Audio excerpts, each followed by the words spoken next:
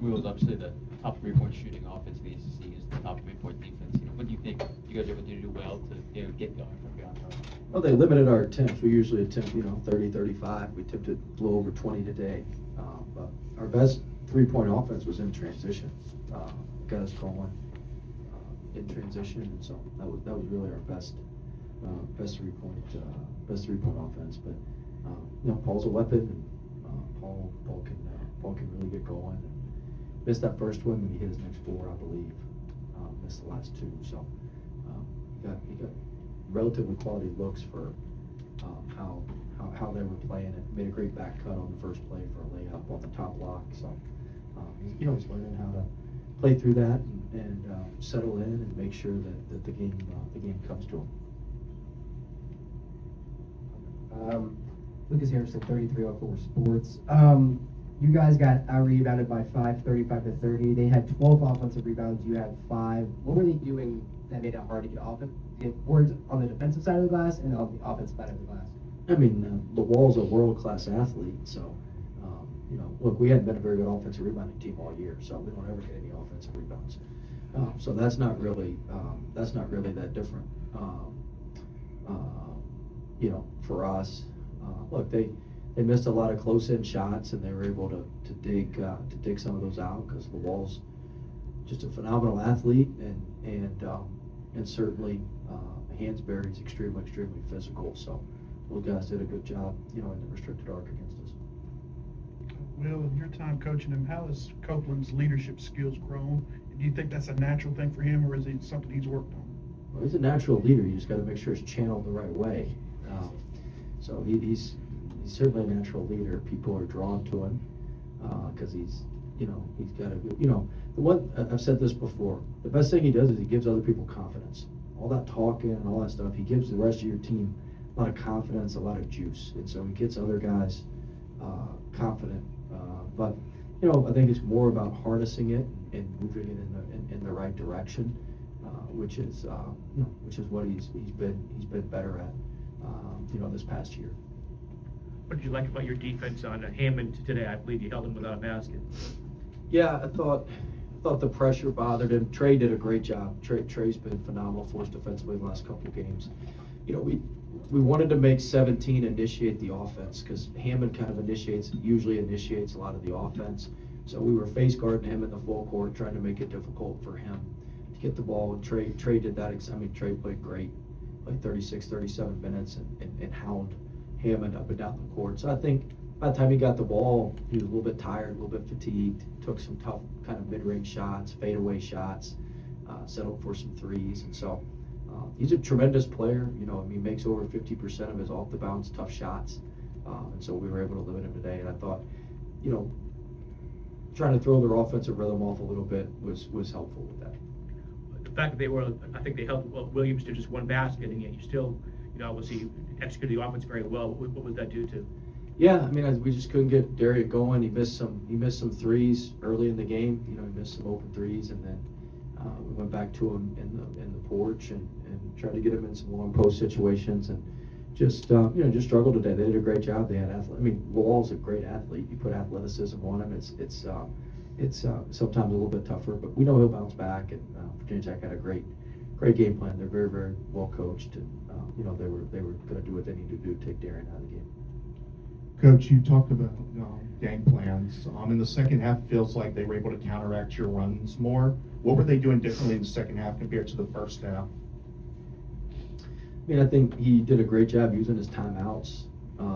He did that in the first and the second half, and we could never get a critical stop when we needed to. When it got down to 3, we got the barrage of stops there. We hit the 3, and then we got going there. But look, they're a good team. They've been on a week off. They were rested.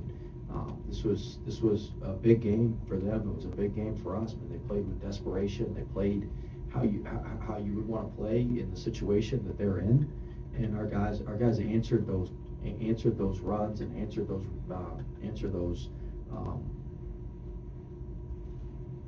changes in momentum very well. I thought we did a good job staying connected, staying together. I thought we had a couple little things there where we weren't quite as connected as we needed to be, but for the most part, we did a good job staying connected And, you know, that allowed us to counteract those. But look, they're a very good team. They're gonna make the NCAA tournament. They're a very good team. They're gonna find a way to make the NCAA tournament. They got two good players. Johnson, I assume, will be back here soon. Gives them another 3-point shooter, cutter, offensive rebounder. Thank God they didn't have him. They may have got who knows how many offensive rebounds they got. But you know, I mean, they're a really good team, and you know they had a lot on the line today, and they played that way. And our guys were good enough to respond and answer. Well, I saw a social media clip from after the SMU game where you used one of my favorite phrases, good to great. What do you see as a path from good to great for this team? We just got to be more consistent. You know, we haven't been as consistent as we need to be.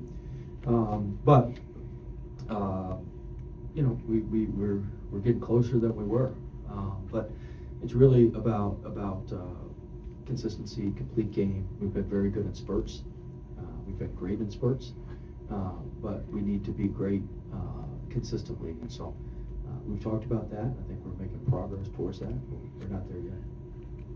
What was it like to interact with the basketball alumni in the last 24 hours? It was great. We had a bunch of them at practice yesterday, a couple of them at the hotel this morning, and we tell our players all the time, drink from the well, but don't forget who dug it. There's a lot of people that worked really hard to make sure that this program is where it is, and that it's you know, that it's well thought of nationally. And so it was great to reconnect with those guys and spend some time with them. We had some pregame talk this morning, so it's just a good time. We hadn't been able to do it. I think it's the first time in 5 or 6 years we've been able to pull this off. So it was something that was very important to us, and you know, our staff did a great job doing that. And hope everybody felt welcome. And we're going to make this an annual tradition where we can bring them back and spend a little time and reconnect with our roots a little bit.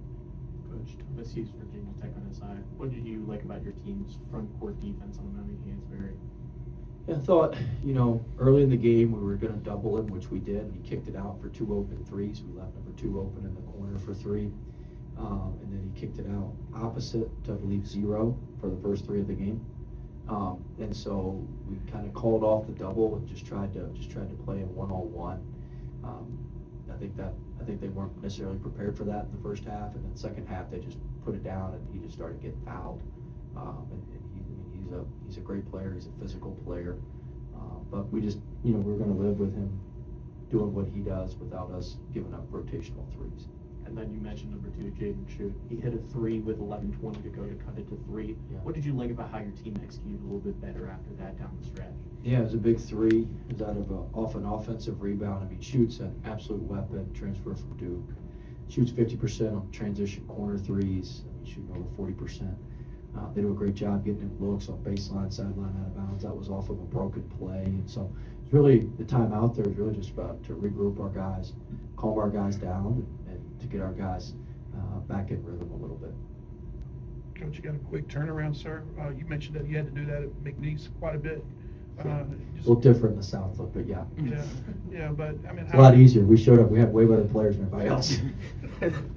That won't be the case Monday. Yeah, you're playing a really good Louisville team, and how concerned are, or I don't say concerned, but how important is it to be on point with preparation? Oh, shoot, we get embarrassed if we're not on point. So, I mean, yeah, it's very, very important. We're actually flying out tonight. We're gonna go there tonight,